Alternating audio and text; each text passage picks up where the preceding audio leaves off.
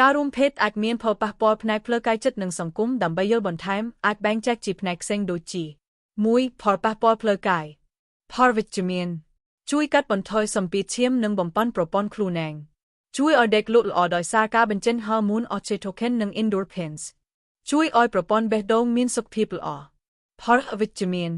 អាចបណ្ដាលឲ្យមានជំងឺដំពីផ្លូវភេទ stress ប្រសិនបើមិនប្រើការការពារអាចបណ្ដាលឲ្យមានការរំលូតកូនមិនចង់បានមានឱកាសខ្ពស់នៃការបញ្ចេញថាមពលច្រើនហួសហេតុដែលអាចធ្វើឲ្យអស់កម្លាំង 2. ផលប៉ះពាល់ផ្លូវចិត្តផលវិជ្ជមានជួយឲ្យមានអារម្មណ៍សប្បាយរីករាយនិងបង្កើនស្នេហាបន្ថយអារម្មណ៍ឈឺចាប់និងបង្កើនការចងមិត្តភាពជាមួយដៃគូជួយកាត់បន្ថយភាពតានតឹងនិងជំងឺធ្លាក់ទឹកចិត្តផលអវិជ្ជមានប្រសិនបើជួបបញ្ហាផ្លូវចិត្តអាចបណ្ដាលឲ្យមានអារម្មណ៍ភ័យខ្លាចឬអារម្មណ៍សោកស្ដាយ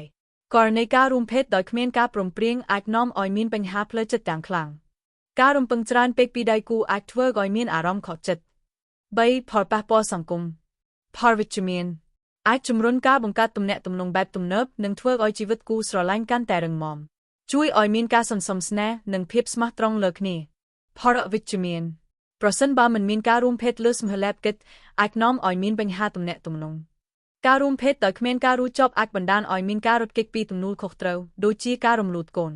អាចប៉ះពាល់ដល់ភាពសុចរិតក្នុងសង្គមប្រសិនបើកើតឡើងក្នុងស្ថានភាពដែលមិនត្រូវការ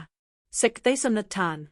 ការរួមភេទគឺជាអ្វីដែលមានផ្លែផ្កាទាំងវិជ្ជមាននិងអវិជ្ជមានវាសំខាន់ណាស់ក្នុងការរក្សាការយល់ដឹងព្រមទាំងការប្រើវិធានការការពារនិងការជៀសវាងការប្រព្រឹត្តខុសច្បាប់ឬគ្រឿងញៀនចាំបាច់មានការយល់ដឹងនិងការទទួលខុសត្រូវដើម្បីឲ្យមានជីវិតល្អសម្រាប់ខ្លួនឯងនិងសង្គម